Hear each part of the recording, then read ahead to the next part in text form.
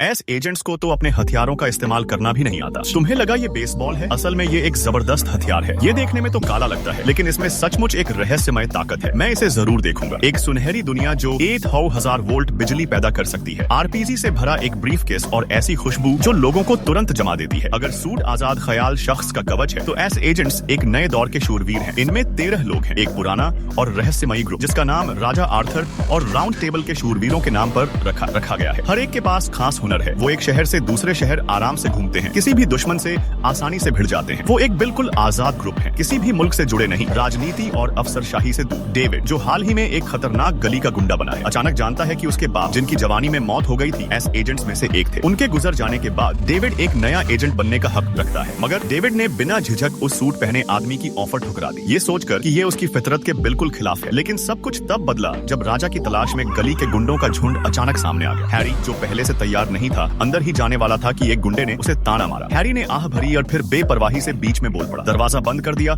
और बाहर निकलने का हर रास्ता रोक दिया। इस उकसाने वाले अंदाज ने गुंडों का गुस्सा तुरंत भड़का दिया। जैसे ही ये अल्फाज निकले, मेज पर रखा शराब का गिलास गोली की तरह फट गया, जिससे दर्जन बेहोश हो गए। बाकी लोग हैरान रह गए। तुरंत रिएक्ट करते हुए उन्होंने अपनी मुट्ठियां उठाई और उस पर टूट पड़े, लेकिन उसने तेजी से सबको चकमा दे दिया। फिर सब आगे बढ़े, मगर हैरी ने जरा भी डर नहीं दिखाया। वो इत्मीनान से टहल रहा था, हाथ में काली बंदूक थी, हर हरकत में गजब की शायस्ता अंदाज था। एक मोटा गुंडा जिसका आगे का दांत टूटा हुआ था, बियर की बोतल उठाने ही वाला था कि अचानक छाते वाले बिस्किट से निकली बिजली ने उसे अपनी चपेट में ले लिया। उनका लीडर होश में आकर पिस्तौल निकालता है, लेकिन हैरी सब भांप लेता है, उसकी गोलियां रोक देता है। शराब खाने का मालिक पुलिस बुलाना चाहता है, लेकिन हैरी ने बस अपनी घड़ी घुमाई और अचानक एक चाकू का वार मालिक के जिस्म में जा लगा। जासूसी फिल्म जैसा ये मंजर और उसकी बेहद शालीन स्टाइल ने नादान नौजवान डेविड को मोह लिया, जिसने अब तय कर लिया कि वो अपने बाप के नक्शे कदम पर चलेगा और एजेंट बनेगा। दोनों एक दर्जी की दुकान के शीशे के सामने पहुंचते हैं। हैरी ने हाथ बढ़ाकर शीशे को छुआ और जैसे ही उसके फिंगरप्रिंट पहचाने गए, पूरा फर्श धीरे धीरे नीचे धंस गया। जमीन के 100 मीटर नीचे एक तेज ट्रेन चल रही थी, जो इन बड़े एजेंट्स का सफर करने का अकेला जरिया थी। कुछ ही सेकंड में ट्रेन हजारों मील का फासला तय करके एक और गुप्त अड्डे पर पहुंच गई। वहां डेविड को पहली बार एजेंट्स की असली दुनिया दिखी। 8 और उम्मीदवार मौजूद थे। मर्लिन नाम का ट्रेनर बताता है कि इन 9 में से सिर्फ एक ही एजेंट लैंसलॉट का दर्जा पाएगा। उसने हर उम्मीदवार के लिए